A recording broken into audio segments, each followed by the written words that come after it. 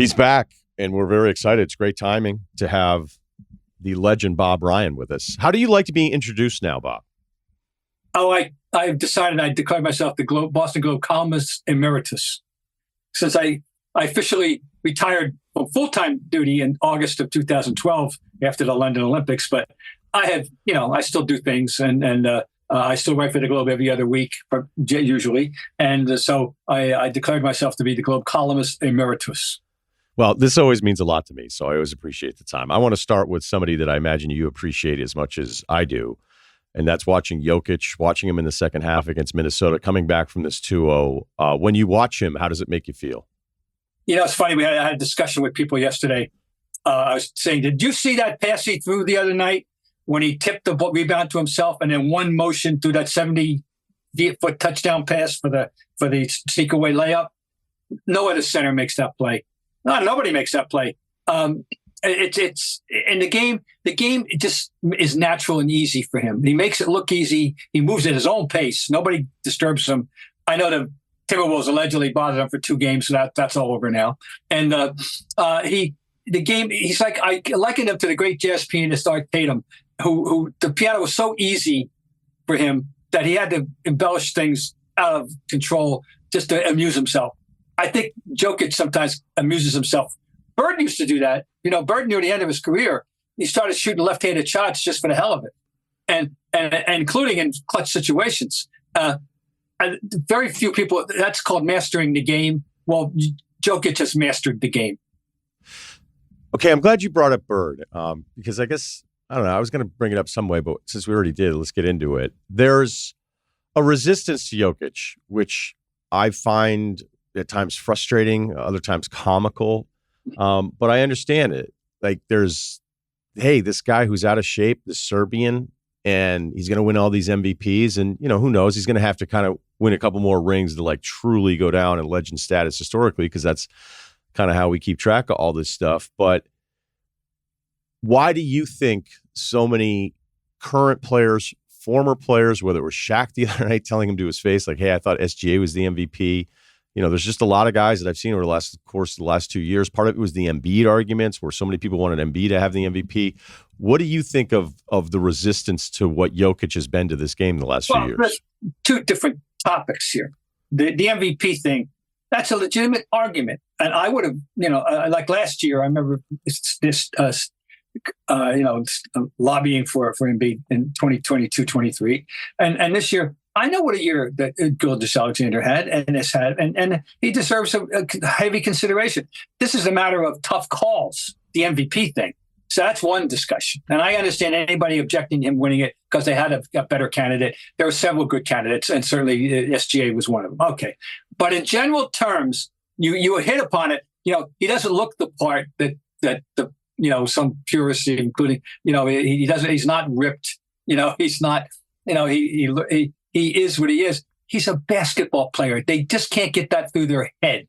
That, athleticism, quote, is supposed to be, the god jumping and running and touching the top of the backboard and all that stuff. No, he's a basketball player, and not a lot of people understand that you don't have to be the greatest athlete in the world if you have to master this particular game. And some of the best athletes aren't very smart or good basketball players because they just aren't.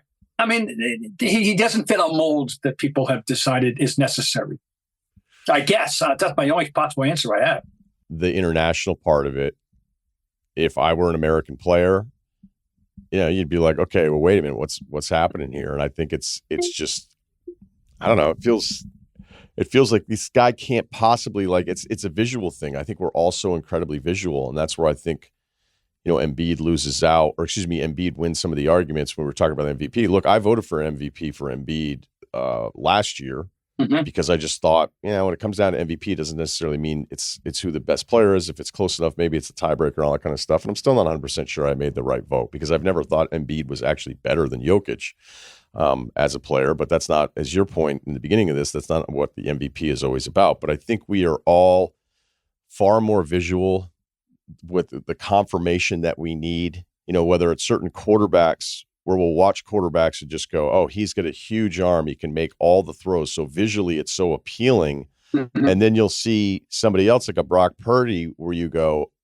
okay, but maybe he's just better at playing the position. Maybe he's just a better football player than all these higher draft picks that have these massive arms. And I think that's kind of what happens with Jokic is he's the quarterback that doesn't kill it at his pro day. He's the quarterback that like doesn't have all the throws. And then you realize like, hey, how come that guy wins all the time? Or how come I always trust him more on third down than all these other guys with the big arm? And I think that's always been the problem for him. And maybe certainly with some people that are still fighting it. But I mean, if it were a matter of who excels at the drills, we this football is learned basketball. He wouldn't win. But let's start the game. Let's throw the ball out. Let's go. Line up. Let's play. Let's see who can play basketball. And he's a consummate basketball player. And so that's that. Without possessing the raw athleticism of other guys, in the league or historically. How excited? Because I want to stay in the West here. Ant's made me excited in a way that I don't let myself get as excited as I get for Ant. And this series has turned. Who knows if Minnesota can get Game 6 at home? There's no way I'd pick them on the road now in Game 7 against Denver. I think Jokic just kind of figured this whole thing out, which is part of his greatness. But with Ant, I let my mind go places where I don't let it go. How often does that happen for you? Because you've seen everything. Oh, yeah, sure. Well, you're inevitably, it's about who does it remind you of? Of course. Whoever it is at any time in history, in any sport, right? Who does it remind you of? If that's part of the deal, that's certainly the way I think, just for openers. And then when you get into that one, you have to say, no, that doesn't mean I think he's better or as good as the other guy, but he reminds me of a guy. Okay, I'm on record. It's documented. It's out there that I said on a podcast and I tweeted within a certain 24-hour period, roughly 2.5, 3 weeks ago, and the X said, I'm not saying he's Michael Jordan. I'm not saying he's ever going to be Michael Jordan, but there was a Michael Jordan swagger to Edwards' game. I picked the word swagger. I could have said element. I could have said reminds me of, and I'm sticking with it.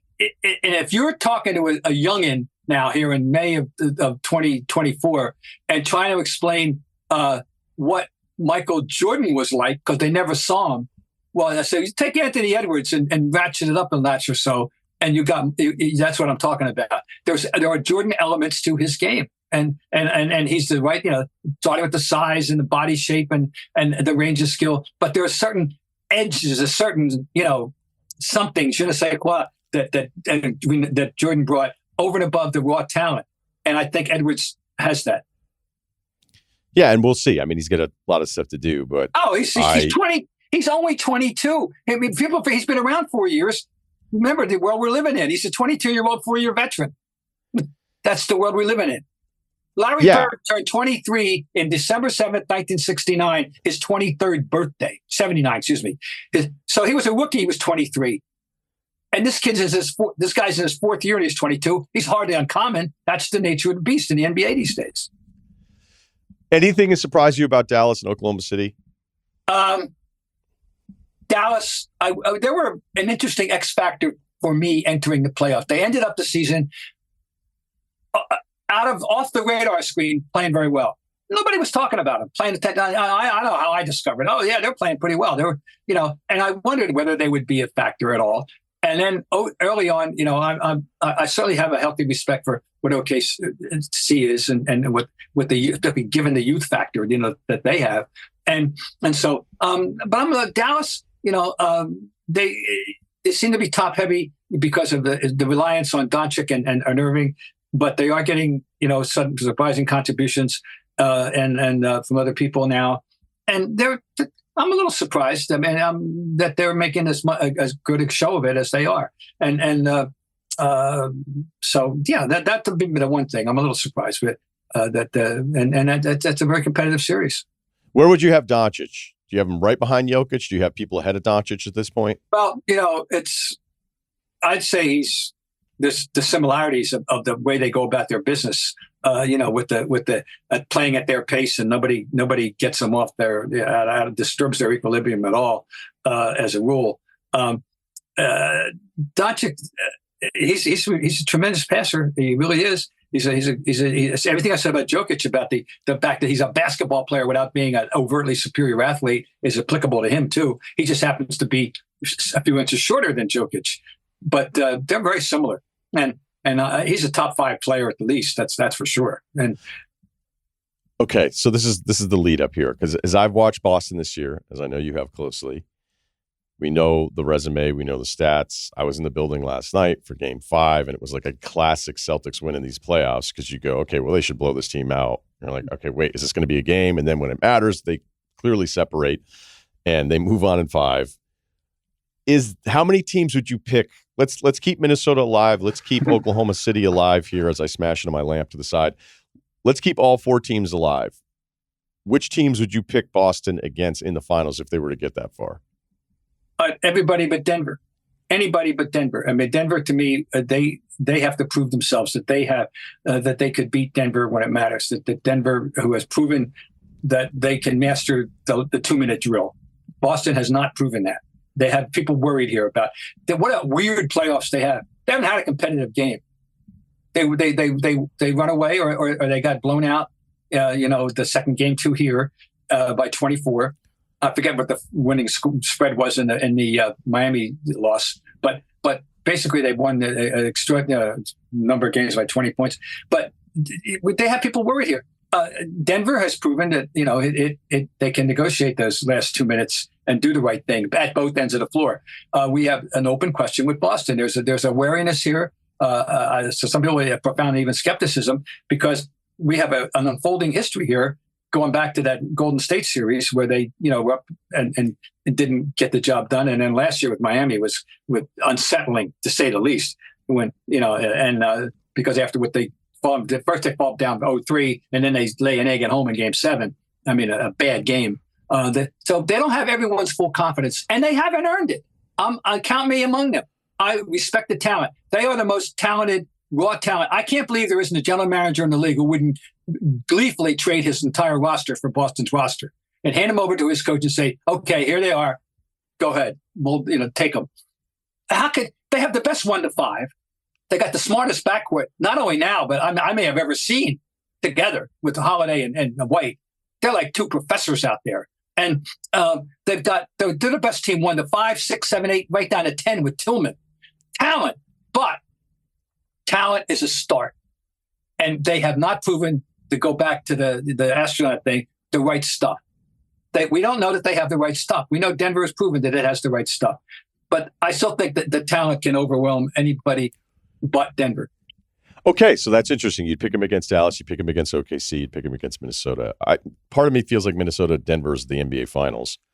I've heard that. That theory's out there. I can understand that. Yeah, I don't know. It's a lot. That's pretty.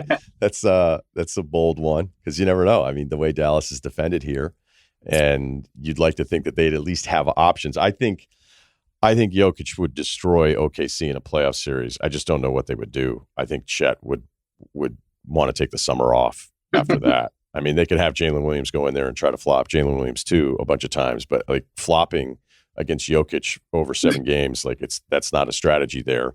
And then against Boston, I just saw it. The Boston-Denver, the second matchup, Denver got them at home, meaning in Boston, because that's kind of how we're talking about it locally. Yeah, right. And then Tatum has the 3 in the second game in Denver, where it's like, man, if he had hit that, they may have pulled that off after an awful shooting night from 3. So you can kind of talk yourself into stuff. But I just feel like when you've watched enough, you know that there's a gap. There's just a gap between the Tatum, Jaylen Brown closing options versus Jokic and then Murray running around off of him. There's no comparison. There's no comparison in what I would trust more out of the 2 scenarios. Well, I mean, I will agree with you. I already stated that the Denver's got the right stuff, and the Celtics have to prove that they do. But I don't think it doesn't mean sooner or later that they may have the breakthrough. Maybe the breakthrough's coming.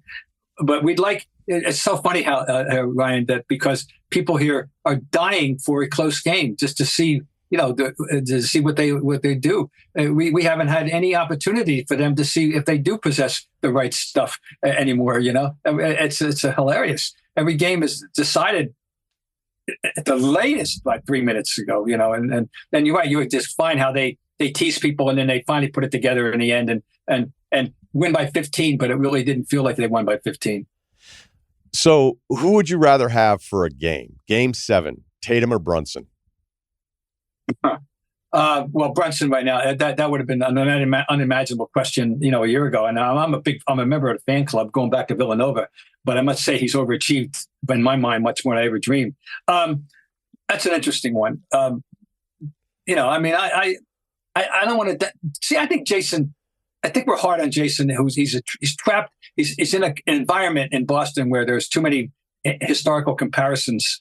Starting with Russell and Havlicek and Bird and Cowens and et cetera. And he has to enter into that discussion. I haven't answered your question yet. He's at 6'10", with a range of skill. I'm not going to. I'll give him a shot. I'll take him just because I'm taking a 6'10" guy over the 6'2" guy. Yeah, come playoffs, I'd rather have the size, but you brought up something with Tatum because I can't come up with the answer yet on this one. Where it's like, is it more difficult on Tatum being in Boston, or is it basically the challenges of any player that's kind of in that 6 to 12 range? Because every single fan base looks at their best player, and if he's not Jokic, Luka, SGA right now, Giannis is still in this group for me. I think he deserves to be mentioned with those 4. Yeah. And maybe Ant's creeping along. And then, Tatum's kind of in that group. But look, it's maybe even dismissive of Tatum to already have Ant ahead of him after this being really the only time. Look, I think Ant going into next year, I would rank him higher than Tatum. But Tatum's in that next group, which is an amazing group to be in. It's a great group to be in. But, sometimes this stuff is so simple. You're like, okay, who's still alive? Okay, well, it's the team that has 2 of the top 15, and their one guy is one of the top 5, and that's just how this game works. And so I don't know if it's a Boston-specific thing with Tatum having the ghosts of the past haunting him, or just the reality of, as great as he is, if he's not one of those guys, there's just going to be limitations on what he is and what the team can do. I don't think that his situation is exclusive to Boston, but I think it is very much heavy. It's for real though. I think there's more pressure on him here than there would be in out of context anywhere else because of the history and the expectations and the tease. The range of skill, the tease, the fact that he does possess a great technical skill. But I do think the inference.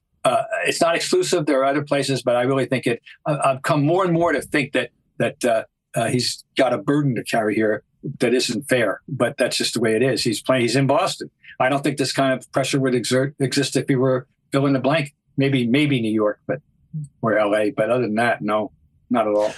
Did you hate teams when you were covering the Celtics during the heyday of it all? The rivalry with the Knicks in the early 70s was very passionate and very visceral for a lot of us. And yet it was really a mixed feeling. The answer is, I think probably the Knicks and we resented, we felt that, Rules Reed, set too many moving picks and thought that the Busher was too rough and all that. And let me tell you a funny story. Tommy Heinsohn one day said to John Havlicek, "John, this is in practice." He said, "John, the next time Bradley puts 2 hands on your hips and holds you, I want you to take the basketball and smash it in his face." To which Havlicek replied, "But Hawk," that was his nickname among the Boston community, "Hawk, doesn't bother me at all." I just had to throw that one in there, thinking of those Knicks days. The 76ers I didn't hate them, but I'll tell you a guy I did hate. This is me, Bob Ryan. I don't know. It was a running joke with my friends on, like Larry Whiteside, and my colleague that I covered many games with. Nick Weatherspoon drove me crazy. The Spoon, and he drove me absolutely crazy. I hated Elvin Hayes. I hate Dwight Howard, but that's later. I think I once said that if I were playing for my life tonight, and I'd rather play 4-on-5 than have Dwight Howard as my center in a big game. But anyway, individuals more than whole teams. Okay, so yeah, there were people, but I'm waiting. Those days are gone. But I did.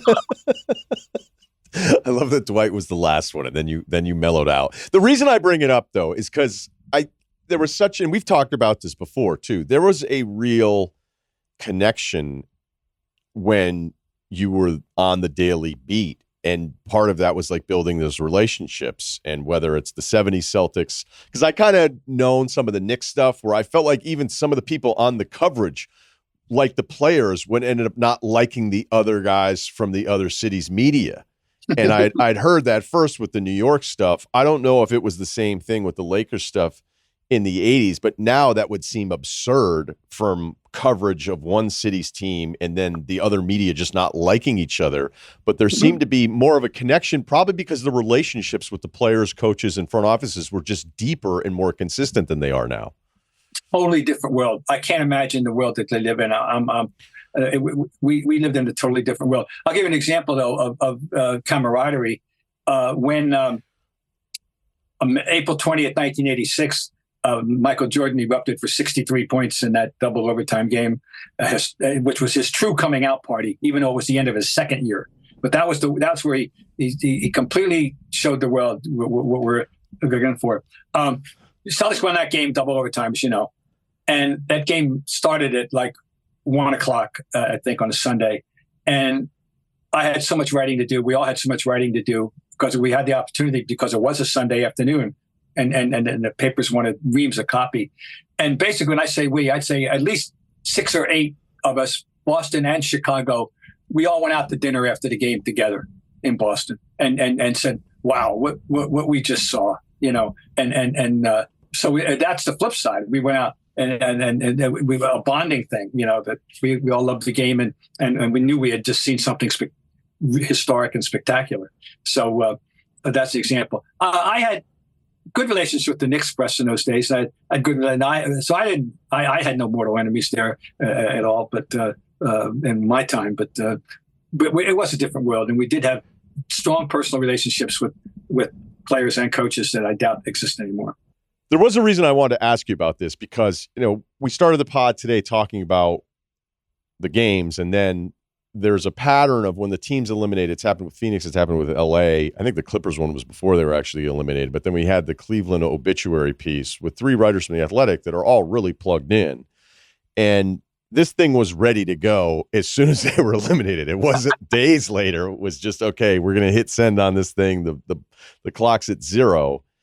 And I read it. I enjoy it. I feel like there is perspective, but I also can't help myself from thinking that it feels a little unfair to just go, okay, this team that, like so many other teams, has their struggles, we're just going to air it all out. I don't think that's necessarily new. I remember back in the days, like as soon as the Red Sox would trade somebody, the Globe would just unload on the guy, as soon as he was traded, because then people were willing to not necessarily go on the record, but share more with you.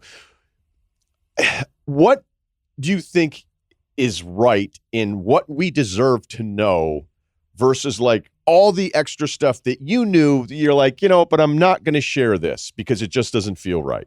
Well, in developing the relationship with the players and over time, I never thought about this until 3 or 4 years ago. And when I speak into groups, and if you're covering a beat, whether it's a professional beat or a major college beat, you're a salesperson. And the commodity you're selling is you. And you're selling yourself to the players, to the coaching staff, to the administrators, the GM in basketball, and in college, the player, the coach, and the athletic director, theoretically. And you're developing credibility over time. And you do that by your personal interactions, things you say and do, and the things you show them, and the curiosity you have about everything, and you're the way you write, and you're not writing. And I don't believe in the concept of objectivity or subjectivity. It's fairness that you're striving for, and you have to be willing to criticize, and we want to take it when there's a pushback. But if you're honest in your heart, you're fair, then you can live with that. Where are we going? Oh yeah. So I strove to develop these relationships over time, but based on that approach. I don't know what else to say. And well, I actually forgot the question. No, you did answer it though. But I guess to be more specific, like say there's somebody on the team that's just the wrong guy. Yeah. And the players don't like him, but let's say contractually, I know where I was going. Like, okay, go ahead. The key when you're spending all this downtime, in not formal time, not with a notebook out, not with a tape recorder out, is showing over time, what's repeatable and printable and reportable and not reportable. You have to have an instinct for that, and you have to have a common sense for that.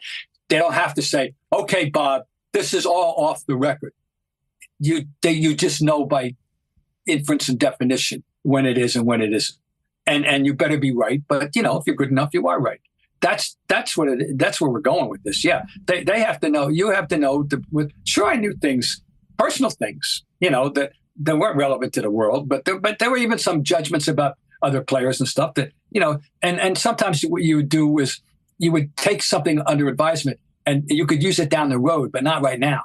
Not in the context of the issue that's going on, but down the road, you might be able to make an illusion that you knew this certain thing, or this and drop it in. You have to know how to play your cards in that regard. This is all part of being a good beat person, and you want to earn trust and credibility, and it's a job, and it's an OJT because there's no manual. I was 23 when I started, and they handed me the team to cover 2 days after they hired me full time, as I hadn't been an intern and then haven't been away and in the Army, and I had no preparation. No, hadn't seen an exhibition game, hadn't met the new coach, Tom Heinsohn. I had to do everything from scratch, day one, starting with a 2-point game in my first game I covered.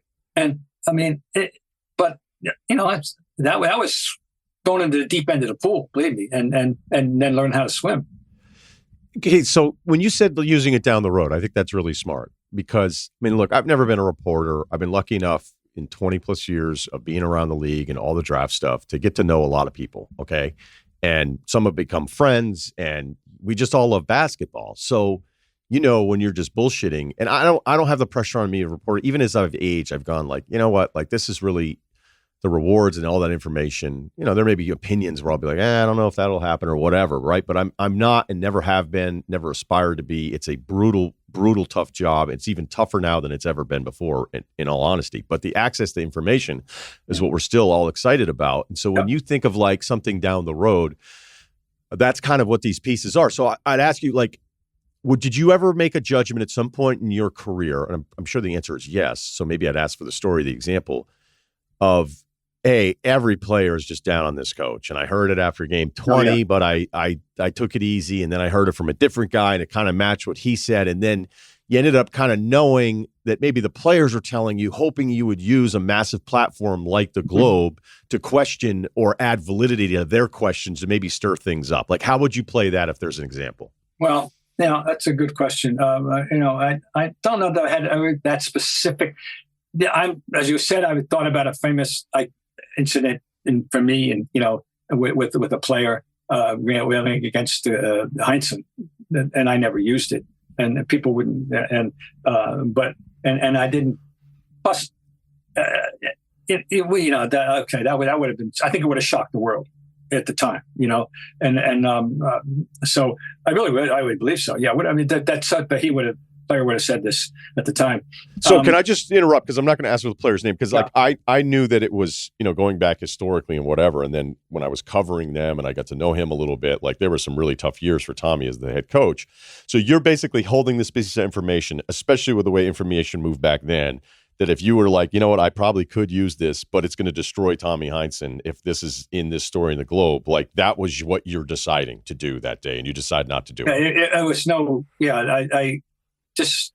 I thought about it in terms of I got to give that player a break. I mean, I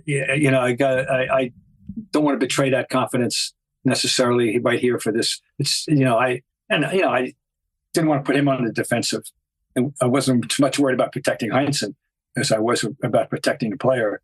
in a sense, if the word protect is what we're talking about. Yeah, I wasn't ready for it that night. It was quick judgment. It was wow. It came out of they just lost a game on the road, and that was a trigger. But it was funny. Yeah, no, these are things. And the whole Heinsohn thing with me, that had a big ebb and flow, and had a crash, and wound up with me and him. We were on the outs, in 1976 in the finals, to the point where I stayed. A famous story right here. I stayed at Paul Westphal's house when we went to Phoenix, the games 3, 4, and 6, rather than at the hotel with the team, and I wasn't around Heinsohn at all, and. Now, after we patched it up in the end, and for 40 years until we passed a couple of years ago, we were quite friendly. But on the day-to-day, it broke down back then. So you're still picking the Celtics against anybody but Denver if they make it to the NBA Finals? Yeah, I mean, I've been a little worried about Minnesota, particularly. For sure. And as far as the East is concerned, I am. Believe me, I am shouting to the world what an amazing thing the Knicks are doing, that they've lost all these people and they're still hanging in there. And you mentioned a guy, one reason why they are, of course, is Brunson, is the primary reason, frankly. But they should be able to beat the Knicks regardless, I would think, or assuming it will be the Knicks, and it looks like it will be. And as far as I think they could handle, I just think it's Denver. I think they would be able to combat Minnesota or OKC for sure, or Dallas. If it's Dallas, but I like them. They're talented. They're good, and people. It's just so funny that they have to apologize for winning by 20 because they're not showing they know how to win by 2. That's an odd circumstance. I don't know if we've ever encountered this.